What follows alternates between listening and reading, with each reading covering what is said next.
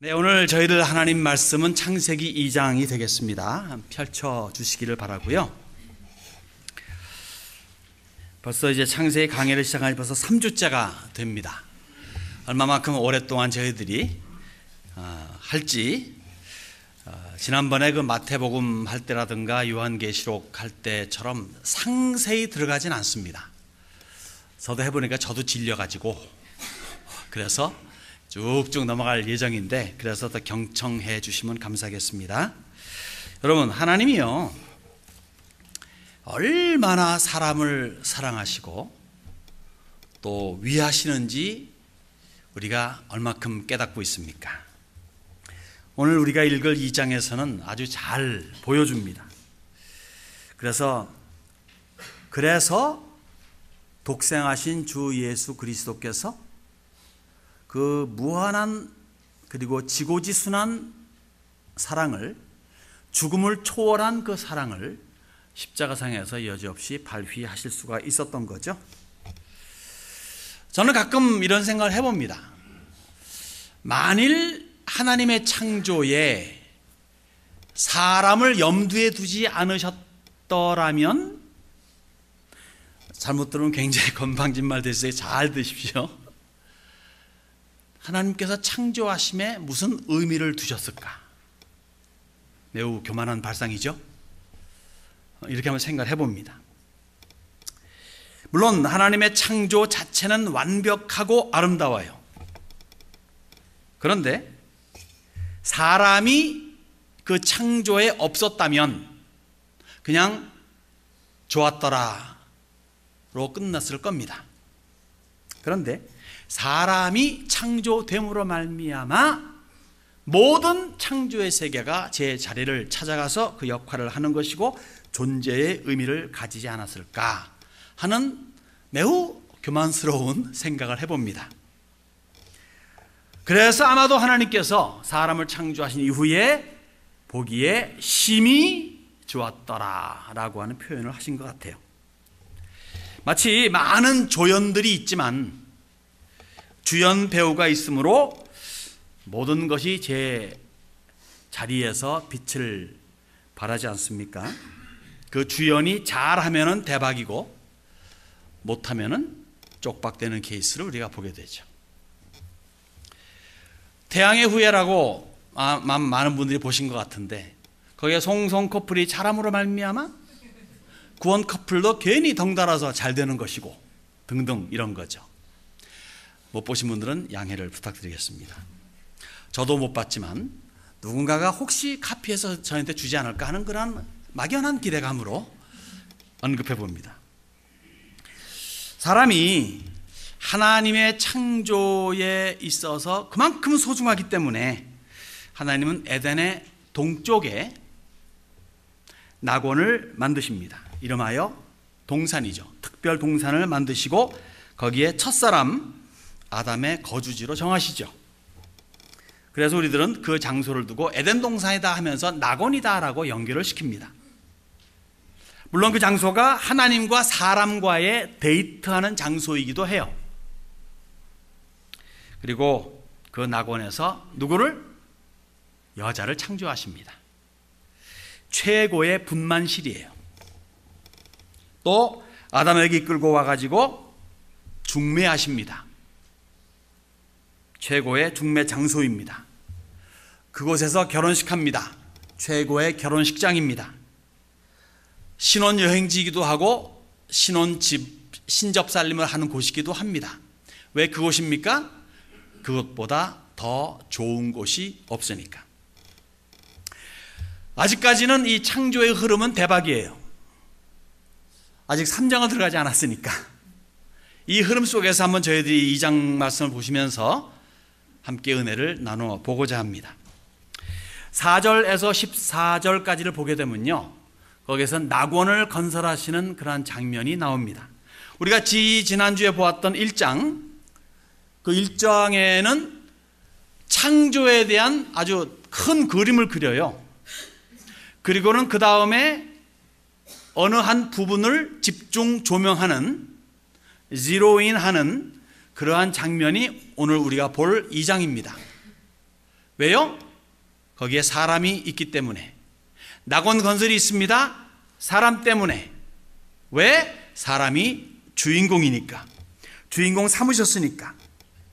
그래서 사람을 창조하는 창조를 전후해가지고 약간의 부연 설명을 하는 것이 이 장입니다. 4절에서 6절을 보면요, 창조의 원시 상태를 보여줘요. 자, 4절, 6절 제가 읽겠습니다.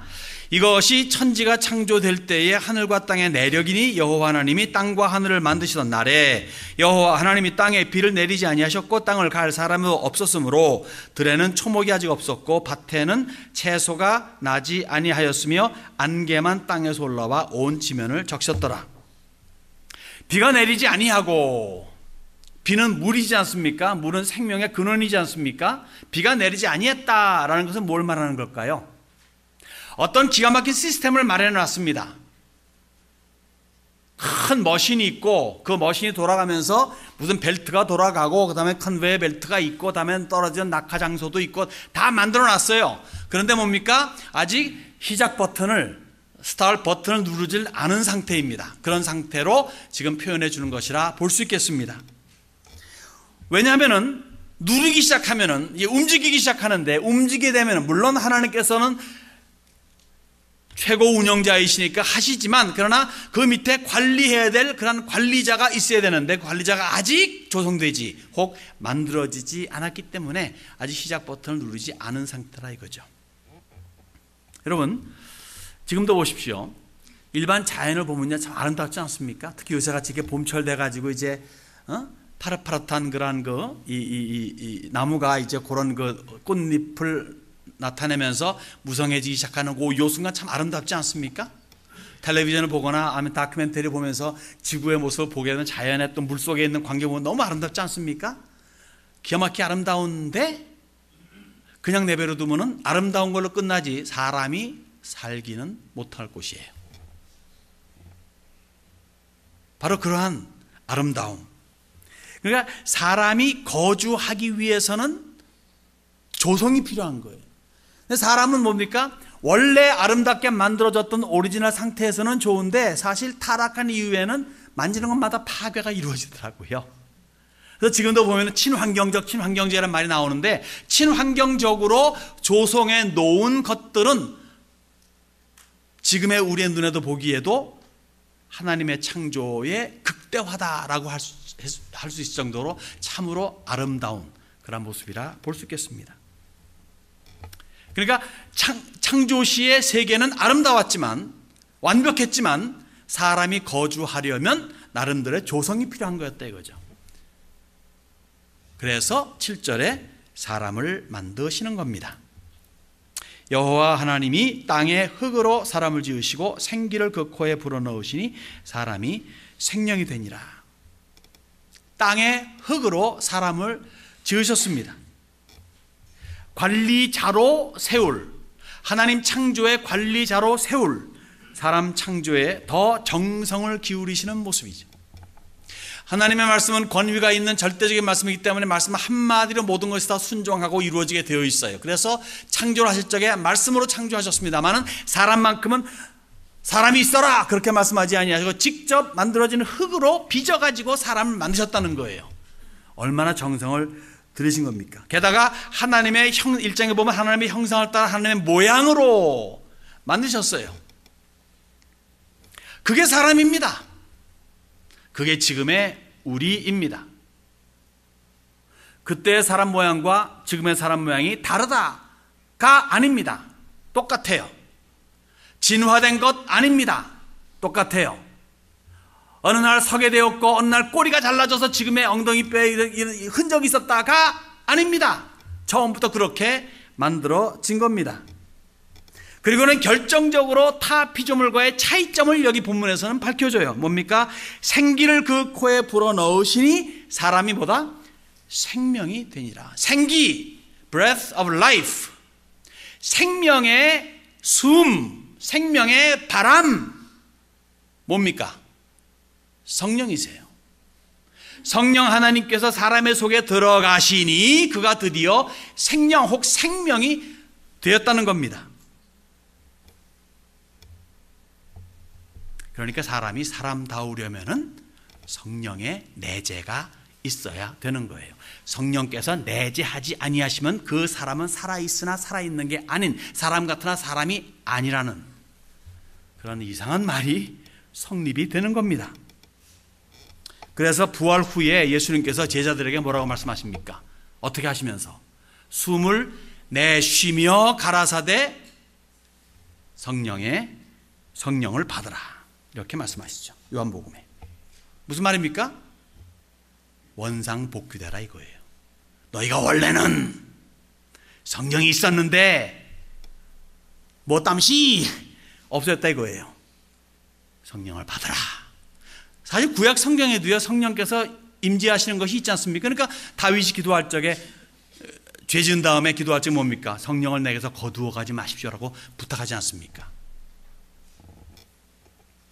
성령께서 임재하실 적에가 사실 사람으로서의 원상 복귀 상태입니다.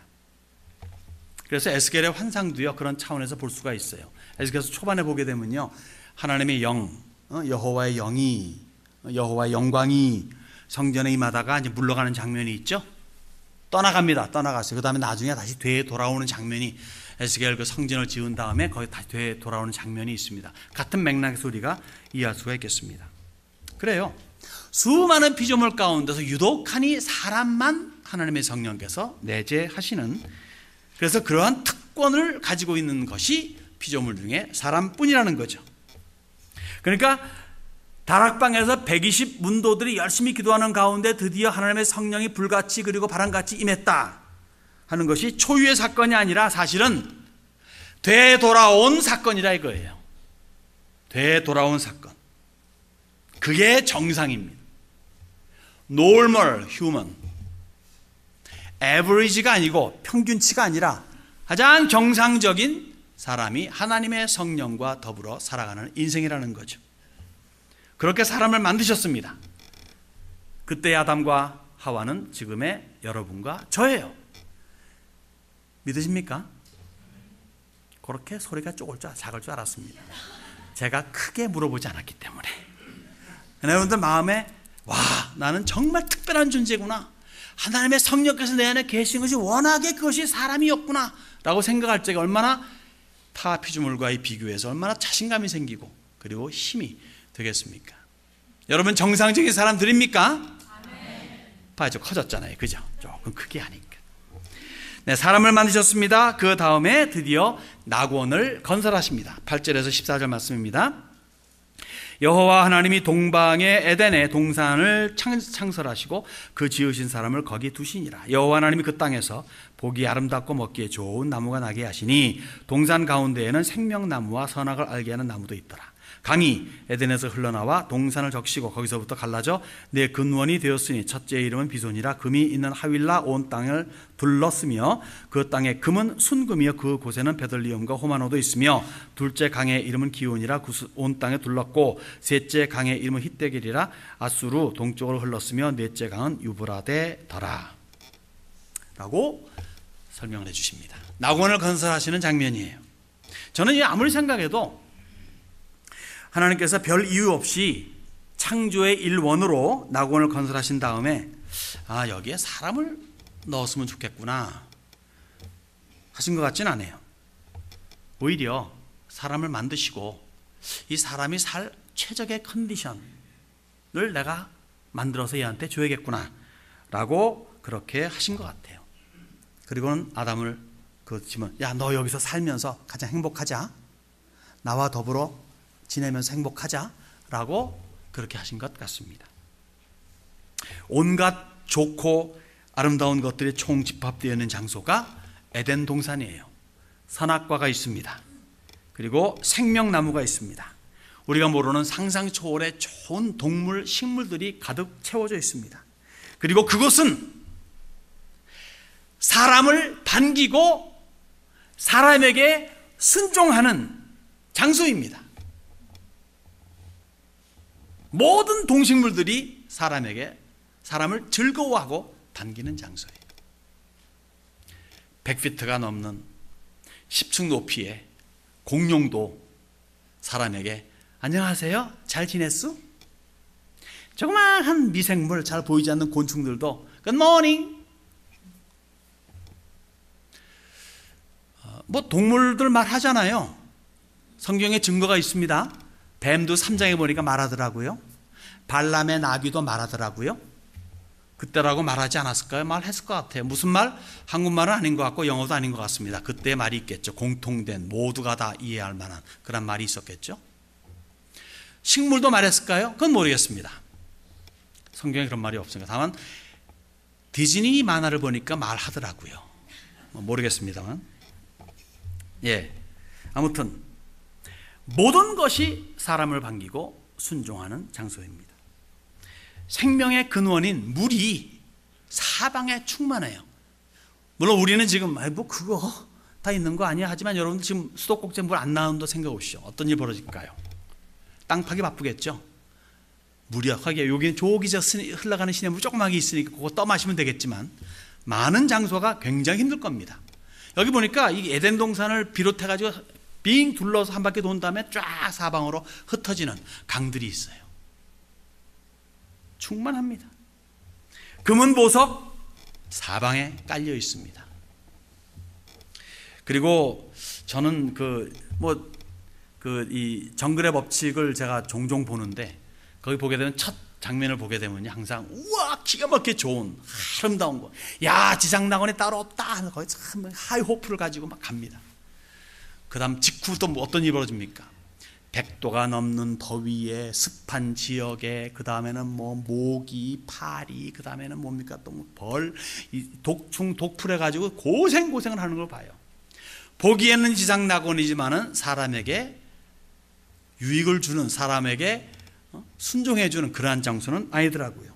그런데 여기는 그러한 곳이었고, 그리고 미래에 우리에게 주어질 천년왕국도 역시 그러한 곳임을 믿습니다. 낙원을 건설하셨어요. 누구를 위해서? 아담을 위해서죠. 첫 에덴 동산의 거주자는 아담과 하와가 됩니다. 15절로 17절을 보게 되면요, 첫 거주자가 나옵니다. 여호와 하나님이 그 사람을, 아담이죠, 이끌어 에덴 동산에 두어 그것을 경작하며 지키게 하시고 라고 말합니다. 사실은 근데 이 아담과 좀 이따 나올 이제 하와는요, 이 에덴 동산의 첫 거주자예요. 그런데 마지막 거주자이기도 합니다. 그들의 타락 후에 아무도 하나님께서는 접근하지 못하도록 철저하게 봉쇄하셨습니다. 뭘로? 그룹과 화염검이죠. 그룹이 뭐죠? 그룹은 천사 계열 중에 가장 높은 계열의 이름입니다. 체루빔, 영어로 말하면 체루빔, 그룹 천사입니다. 그로 하여금 지키게 하고 그 다음에 화염검을 두어서 아무도 접근하지 못하게 해놓으셨어요. 아마도 그 장소는 노아 홍수 이후에 없어지지 않았나, 내지는 지중해 속으로 빠지지 않았나, 그 생각을 해봅니다만은 아무튼 간에 그렇게 해놨습니다. 그러니까 이 에덴 동산은 아담과 하와만이 알아요. 어떤 컨디션인지. 근데 그들에게 주어진 직무가 뭡니까? 우리가 조금 전에 읽었던 15절 이렇게 말씀하지 않습니까? 경작하며 지키게 하시고. 여러분, 참 고마운 일에 할 일이 있다는 게, 할 일이 없어 보십시오. 얼마나 하루가 무료하겠습니까? 그래서 이런 말도 있잖아요. 노는 것도 하루 이틀이지. 직장이 있고 그 다음에 할 일이 있고 그렇게 열심히 일하고 땀 흘리다가 뭐 쉬는 한두 주간이 있다면 그것처럼 참 감지덕지가 어디 있고 얼마나 좋습니까마는 매일마다 쉬는 날이면 글쎄 그럴 것 같아요. 저는 뭐 그렇게 매일마다 쉬는 날을 겪어보지 못해가지고 잘 모르겠습니다마는 그렇게 별로 썩 좋을 것 같진 않아요. 근데 할 일을 준 겁니다. 에덴 동산에서 이 땅을 경작하고 그 다음에 잘 다스리라고. 에덴 동산의 모든 동물, 식물들이 순종합니다. 쓸모없는 땅이 전혀 없어요. 땅을 파서 경작을 해도 쓸데없는 잡풀들이 전혀 생겨나지도 않습니다. 타락하기 이전이니까 타락한 이후부터 생겨난 가시덤불과 엉겅퀴도 없습니다. 독풀 없어요. 뱀에 물릴 걱정 전혀 없습니다. 그런 환경 속에서 경작하며 그리고 지키는, 다스리는 직무는 콧노래 부르는 행복입니다. 그리고는 이 첫 거주자에게 16절을 보니까 자유를 주십니다. 여호와 하나님이 그 사람에게 명하여 이르시되 동산 각종 나무의 열매는 네가 임의로 먹되. 우리 지지난주에 말씀드렸죠. 창조하시면서 창조의 원칙 중에 모든 동물들이, 새들이 먹을 수 있는 음식이 뭐냐고. 뭐였죠? 네, 풀이었습니다. 풀만 허락하셨어요. 그런데 여기 사람에게는 뭡니까? 풀뿐만이 아니라 채소와 과일도 허락하십니다. 마음대로 먹어라. 하고 싶은 대로 해 먹어라. 먹고 싶은 대로 먹어라. 가고 싶은 대로 가라 이거예요.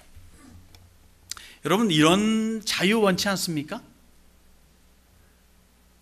저는 원할 것 같은데 예수님께서 이런 자유를 이미 허락해 주셨습니다. 아들이 너희를 자유롭게 하면 너희가 참으로 자유로우리라. 예수님 안에 거하는, 성자 예수님 안에 거하는 사람들에게는 참 자유가 있습니다. 거짓된 자유가 아니라 참 자유예요. 그리고 주님께서 이렇게 말씀하십니다. 내 이름으로 무엇이든지 내게 구하면 내가 행하리라. 너희가 무엇이든지 아버지께 구하는 것을 내 이름으로 주시리라. 지금까지 너희가 내 이름으로 아무것도 구하지 아니하였으나 구하라. 그리하면 받으리니 너희 기쁨이 충만하리라. 그래서 이 순간부터, 이 요한복음 이 예수님께서 말씀하신 이후부터 모든 제자들은 오늘날까지 우리도 마찬가지지만 기도를 한 다음에 기도 끝에 뭘로 합니까? 예수님의 이름으로 기도를 합니다라고 하는 거예요. 그렇지만 하나님께서 듣지 않으시거든. 네가 뭔데 내가 들어야 되냐? 근데 예수님의 이름으로 하게 되면 네 걸 참 별로 보고 싶지 않은데 예수의 아들 때문에, 제가 좀 극단적으로 표현합니다. 예수의 이름으로 그래서 저희들은 기도로 마치는 거죠. 이런 자유가 있어요. 예수 안에서는 우리가 참 자유를 누릴 수가 있습니다. 세상이 주는 자유와는 다른 거예요. 영혼의 자유는요, 말할 수 없이 편한 겁니다. 이 영혼의 자유가 없는 사람들은 삶에 항상 불안하고 의식적으로도 항상 뭔가 쫓기는 그런 느낌을 가지게 되죠. 그리스도 안에 그 자유를 누리는 사람들은 매사가 평온합니다. 힘든 일을 당해도 그 힘든 일 때문에 좀 옥신각신하는 일이 있다 할지라도 그 영혼의 평안함이 있다는 겁니다. 이 자유가 있어요. 이 자유를 누리시기 바랍니다. 그러면서 제한을 둡니다. 17절에 보니까 선악을 알게 하는 나무의 열매는 먹지 말라. 내가 먹는 날에는 반드시 죽으리라 하시니라. 선악과만 제외 대상입니다. 먹으면 죽는데요. 확실히 죽는데요. 근데 이 선악과를 먹지 말라고 하는 이 제한점은요, 사실 덫이 아닙니다. 많은 사람들이 오해하는데 이 덫이 아니에요. 이것은 사람을 위한 것이고 사람을 사람답게 해주는 장치가 선악과예요. 아담이나 하와는 선악과를 볼 때마다 내가 피조물이구나. 비록 나를 만물의 매니저로 주셨지만은 나는 피조물이구나. 그래서 나는 하나님 앞에 순종해야 되는구나를 상기시켜 주는 것이 선악과라는 겁니다. 그리고 선악과는 먹을 필요가 있어요? 선밖에 없는데, 악이 없는데, 악은 나쁜 건데 굳이 나쁜 걸 알 필요가 있습니까? 알아야만 한다면 할 수 없이 알게 되겠지만 그렇지 않을 적에는 모르는 게 좋잖아요. 그래서 이렇게 먹지 말라고 하신 것이고, 그 다음에 이런 게 있습니다. 성경에 써 있지는 않습니다. 그러나 제 생각엔 그렇습니다. 성경적인 생각으로 저는 생각합니다. 여러분, 성경에 보면 천사를 창조했다는 부분이 없죠. 근데 천사가 창조되어 있습니다. 천사 창조 시에 아마도, 이건 제 생각입니다. 아마도 천자 창조 시에 천사를 창조할 때 제한을 두지 않으신 것 같아요. 그래서 에스겔서 28장이라든가 이사야 14장 보게 되면 거기에 천사가 마귀되는 장면이 나오잖아요. 너는 아침에 아들 계명성했다, 루시퍼였다 이거예요. 가장 아름답고 가장 멋있게 지음받은 그룹이었다 이거예요. 그러니까 천사 계열 중 가장 최고로 높은, 그 중에서도 최고 중에 최고가 바로 그 Son of the Morning, 아침의 계명성이었었어요. 계명성이었어요. 그런데 그것이 너로 하여금 결국 교만하게 만들었고, 너를 높여가지고 하나님의 보좌까지 올라서 하나님과 비길이라 동등하리라 하고까지 교만했대, 그죠? 그래서 너는 내쳐짐 당하고 사탄, 마귀가 된 것이다 라는 그런 설명이 있습니다. 그러니까 제한점을 두지 않은 것은 뭐냐면은 그로 하여금 마귀가 된, 그래서 마귀가 천사 론에복에 마귀가 타락하게 된 그 다음에 하나님께서는 씰업 시켜가지고 천사의 계열 중에서 더 이상 이제 움직이지 못할까 만들어 놓은 것이 있어요. 3분의 1 귀신들이 됐고 3분의 2 천사로서 존재하고 있는, 그 다음에 씰업 때가 더 이상 움직이지 못한 그런 식의 교리가 있습니다. 아무튼 제한점을 안 두니까 마귀가 최고의 천사가 마귀가 된 거예요. 사람에게 제한점을 두었기 때문에 사람이 사람으로서의 가장 최고의 행복을 누릴 수가 있는 장치가 선악과다 이거이죠. 그렇게 선악과를 주시면서 먹지 말라라고 하시면서 너는 사람이야 라고 상기시켜 주는 거죠.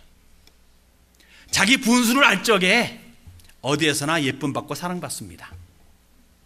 그런데 올챙이 시절 잊어버린다거나 그만 자기 자만에 빠지게 되면 결국 사람에게조차도 버림받는 케이스를 종종 접하지 않습니까? 한때 존경받았다 할지라도 우리 그러지 말아야 되겠죠.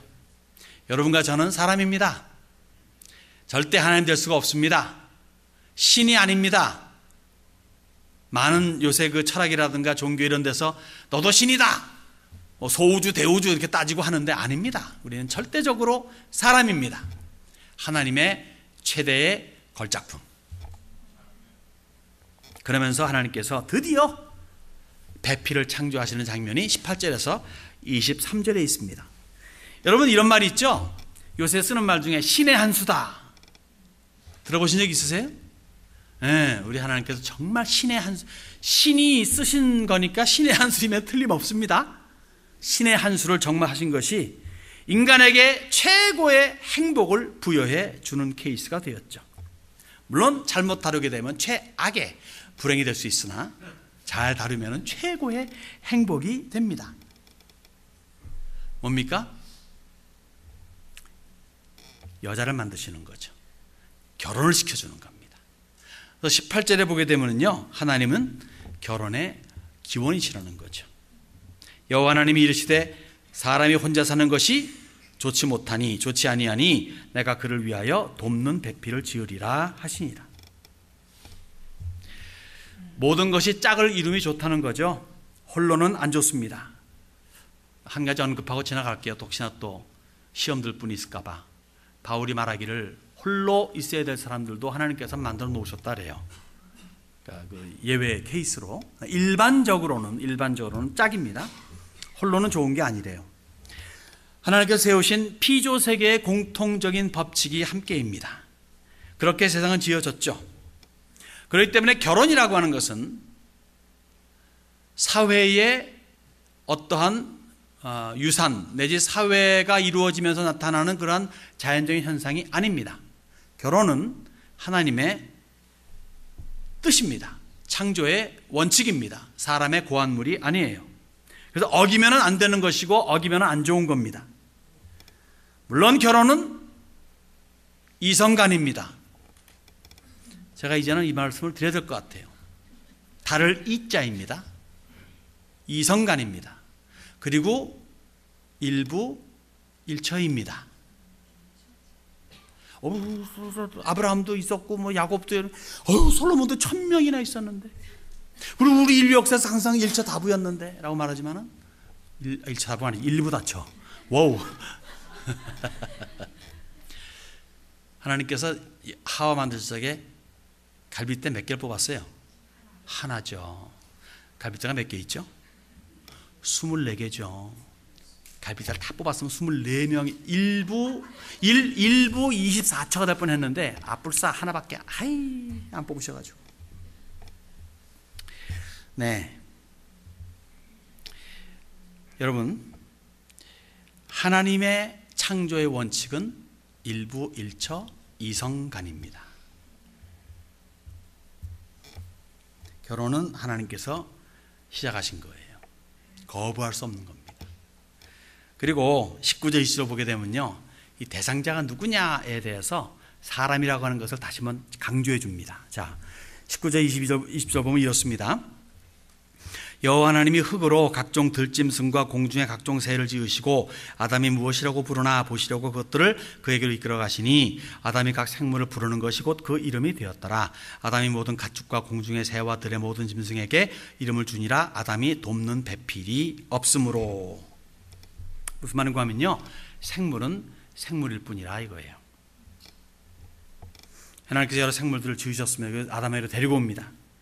혹 이 중에 배필 삼을 놈이 있는가? 그렇게 데리고 왔습니다. 하나님께서 모르셔서 그렇게 하셨을까요? 아니죠. 왜 그렇게 하셨을까요? 사람은 일반 생물과 다르다고 하는 것을 다시 한번 알려주시기 위해서예요. 생물은 생물일 뿐이에요. 사람은 사람입니다. 미래에 나타날 잡스러운 논리가 있습니다. 특히 진화론. 거기에 미리 쐐기를 박으시는 것이 본문의 말씀이죠. 무슨 말입니까? 아니야! 너희는 달라. 너는 내가 내 모양과 내 형상으로 만든 사람이야. 다른 것과 비교할 수 없는 고귀한 그러한 신분이야 라고 말씀하시는 거죠. 그러면서 사람은 또 사람에게서 비롯되어야 된다는 것을 알려주는 것이 21절에서 23절 말씀까지예요. 여호와 하나님이 아담을 깊이 잠들게 하시니 잠들매 그가 그 갈빗대 하나를 취하고 살로 대신 채우시고 여호와 하나님이 아담에게서 취하신 그 갈빗대로 여자를 만드시고 그를 아담에게로 이끌어 오시니 아담이 이르되 이는 내 뼈 중에 뼈 살 중에 살이라 이것을 남자에게서 취하였은즉 여자라 부르리라 하니라. 흙에서 여자를 만드신 게 아닙니다. 사람에게서 여자를 만드신 거예요. 아담을 잠들게 하십니다. 옆구리에서 갈빗뼈를 뺍니다. 그리고는 거기에서 여자를 만드시고. 그래서 어떤 사람이 그래요. 그러면 남자는 갈빗대가 하나가 부족합니까? 근데 똑같더라고요. 왜 그러죠? 우리 박 장로님께서 현재 불구자인 거 아시죠? 그 후손이 태어나도 불구자입니까? 손가락 하나 잘라졌는데 일하시다 옛날에. 그런데 이제 그 후에 이제 애가 났다고 해서 손가락 없이 나타나겠습니까? 있죠. 갈빗대 하나 뽑았다고 해가지고 후손이 하나가 줄어드는 건 아닙니다. 근데 어쨌든 갈빗대 하나를 뽑아가지고 아름다운 여성을 만드셨습니다. 그래서 아담이 보고 외치는 거예요.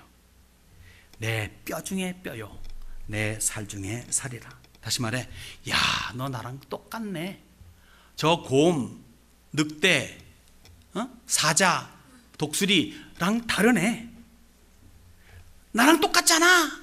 라고 감격에 찬 소리를 외치는 겁니다. 그래서 그래요. 여자 없는 남자는 뭘까요? 불구자입니다. 갈빗대 하나 없으니까. 남자 없는 여자는 뭘까요? 의미가 없습니다. 왜? 본체가 없으니까. 그러면 상호 의존적이에요. 한자에 사람 인자 쓸 때 어떻습니까? 여러분 쪽에 보면 이런 식이잖아요. 그죠? 하나는 길고 하나는 짧은데 짧은 게 긴 거를 서포트하고 굉장히 한자도 보면 성경적이죠. 상호 의존적입니다. 분명 아담이 하나님께 물어봤을 것 같아요. 눈 뜨고 딱 보니까 어여쁜 여자가 있어요. 정영주 같은 여자가 딱 앞에 있습니다. 누구죠? 네 잠잘 적에 내가 네 갈빗대 잠깐 빌렸다. 그래서 네 배필감을 만들어놨는데 어떠냐? 그러니까 여기 아담이 감동해가지고 내 뼈 중에 뼈 살 중에 한 다음에 내 이름은 이제부터 여자다! 라고 해준 거예요. 여자다! 히브리 원어의 여자라는 의미는 뭐냐면요, 남자로 말미암았고 남자를 위한다라는 뜻이 여자라는 뜻이에요. 남자는 이쉬, 여자는 이샤. 이샤라는 뜻은 뭐냐면 for man 이란 뜻이에요. 남자를 위해서, 남자 때문에 만들어졌고 남자를 위해 존재한다 라는 의미가 여자입니다. 사실 근자에는요, 지난 한 수십 년간, 뭐 수백 년도 아니, 지난 수십 년간의 여자의 그 위치가 상당히 좋아졌고, 그 다음에 높아지고 아름다워졌습니다. 좋은 일이죠. 근데 사실 인류 역사에서요, 여자의 위치는 항상 비참했습니다. 항상 천대받았어요. 수천 년 역사 그랬어요. 근자, 여러분 여자분들 여기 참 행복한 겁니다. 지금 자라나.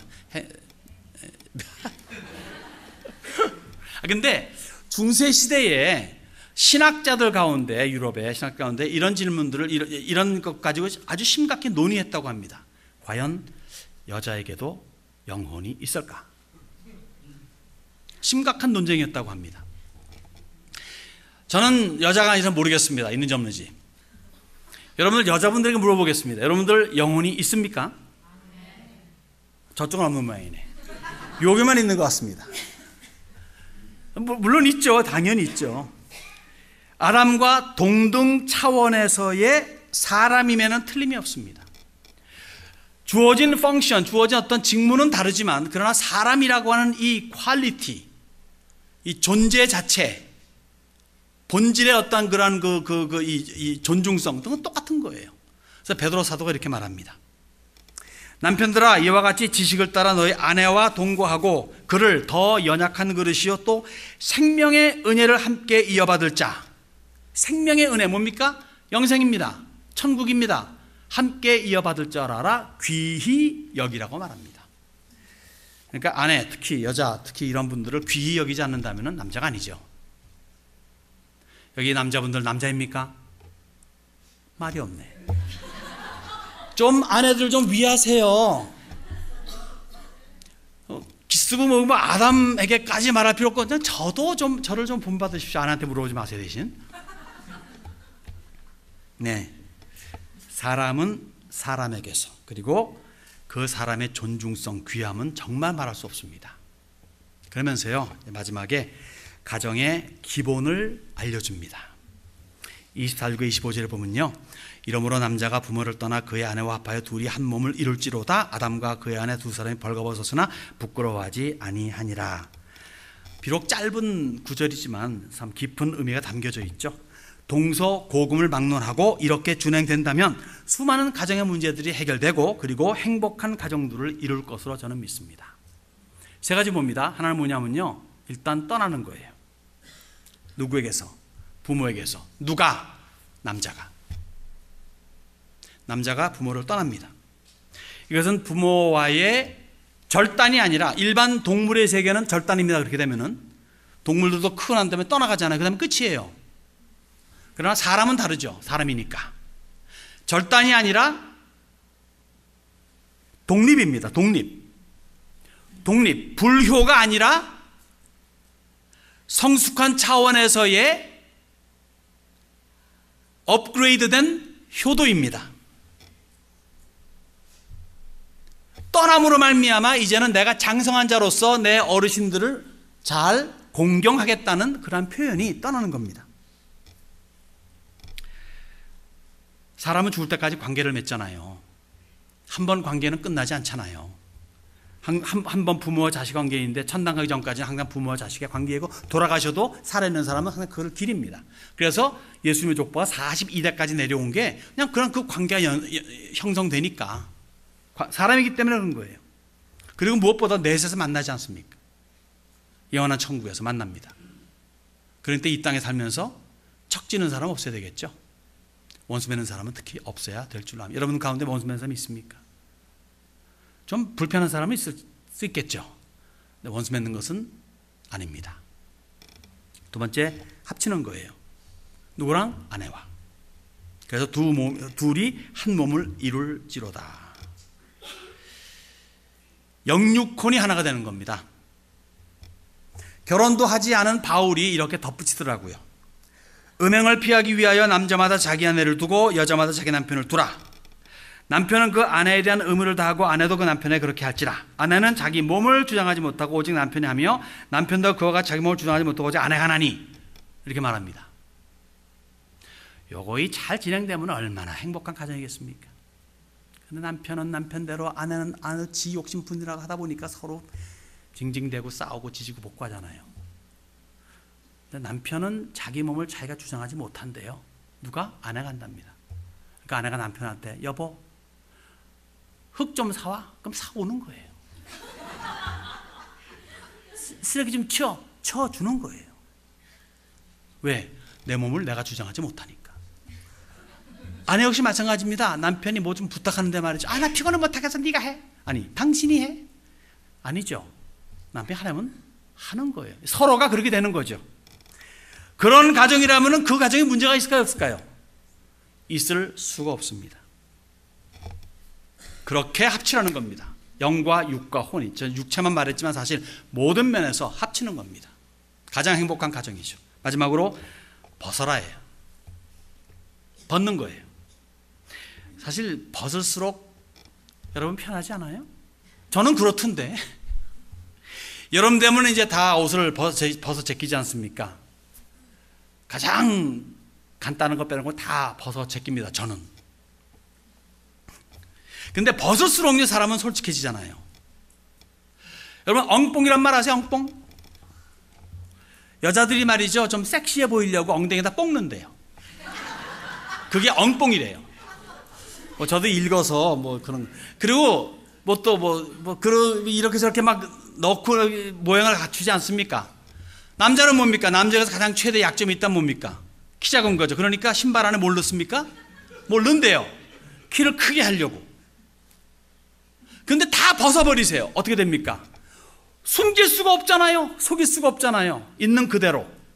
이것이 벗는 것입니다. 특히 부부관계에 있어가지고 몽땅 벗어야 돼요. 영육간에. 그래야 가장 가깝고 두터운 신뢰가 쌓입니다. 물론 자기만의 공간이 없어야 된다는 건 아니에요. 인간 사회고 죄된 사회니까 부부라 할지라도 거기에 자기만의 공간은 있어야 돼요. 그거는 여유를 줘야 돼요. 서로 간에. 근데 무슨 말인가 하면 서로 간에 비밀이 없어야 된다는 걸 말하는 거예요. 껄끄러운 부분이, 부끄러운 모습이 없어야 됩니다.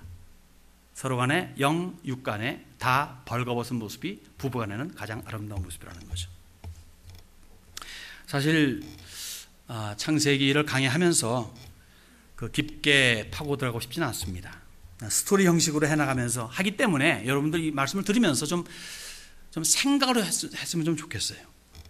그리고 이 끝난 다음에 이제 우리가 전도회 모임 때 이걸 가지고 토의하지 않습니까? 일반적으로. 그럴 적에 그때 좀 열띤 토의와 토론 이야기를 했으면 좋겠어요. 그래가지고 질문사항이 있으면 물어보고 그 다음에 교회로 가져오거나 이런 식으로 해가지고 좀 더 여러분들의 사고 내지 생각을 좀 더 돌렸으면 좋겠습니다. 물론 긍정적인 차원에서. 그래서 꼬주알 미주알의 어떤 상황 설명이라든가 확인 사살적인 설교는 제가 지양합니다. 오히려 여러분들 잘 경청함으로 말미암아 성령 하나님께서 여러분들 마음에 들어가가지고 깨우치는 은혜가 있기를 저는 오히려 이번 강해 설교를 통해서 바라봅니다. 그래서 얼마나 하나님이 사람을 위하시는지 만분의 1이라도 알고 100만분의 1이라도 보답해 드리고자 하는 열심을 좀 우리가 내었으면 좋겠습니다. 저는 믿어요. 낙원을 건설하시고 낙원 운영을 위해서 사람을 만든 것이 아니라 사람이 최적의 컨디션으로 거주할 수 있도록 사람을 위해서 에덴 낙원을 만드셨다고 하는 것을 저는 믿습니다. 또 믿는 것은 최고의 행복을 위해서 남자와 여자를 만드시고 가정을 꾸미게 하셨다는 거죠. 오늘도 그래요. 고로 나의 행복을 위해서 너가 존재한다는 거죠. 똑같은 말로 말하게 되면 너의 행복을 위해서 나가 존재한다는 거예요. 예수님은 답을 주셨습니다. 나보다 남을 어떻게 여기고? 낫게 여기고. 그러니까 나를 위해 너가 라는 것이 우선입니까? 너를 위해 내가가 우선입니까? 너를 위해 내가죠. 그러면 인생 문제가 있을까요? 인간관계 문제가 있을까요? 서로가 그렇다면 없죠. 교회는 그래야 되겠죠? 교회가 문제가 있습니까? 없죠. 없는 게 당연하죠. 없는 게 정상이죠. 있습니까? 그게 비정상입니다. 그런데 많은 교회가 문제가 있으니까 그게 마치 정상인 척 하지만 아닙니다. 정상은 문제가 없는 것이고 서로가 서로 간을 위해서 배려하는 것이 마땅한 겁니다. 예수님께서 이렇게 약속하십니다. 내가 너희를 위하여 거처를 예비하러 가노니 가서 너희를 위하여 거처를 예비하면 내가 다시 와서 너희를 내게로 영접하여 나 있는 곳에 너희도 있게 하리라. 첫 낙원은 이제 내주에 들어가게 되면 실패합니다. 이제 둘째 낙원을 만드신다는 거예요.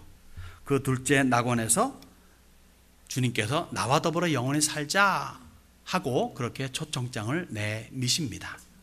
여러분 그 초청장 받으셨습니까? 저 뒤에도 받으셨습니까?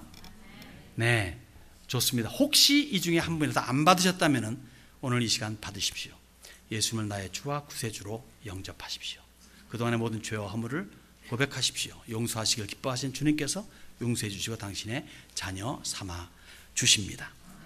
우리 세면의 모든 권속들이 최고의 행복을 누리며 천국을 보장받아서 세상 사람들, 주변 사람들에게 행복 바이러스가 되고 영원한 소망을 가지게 하는 메신저들이 되기를 주님의 이름으로 축원합니다.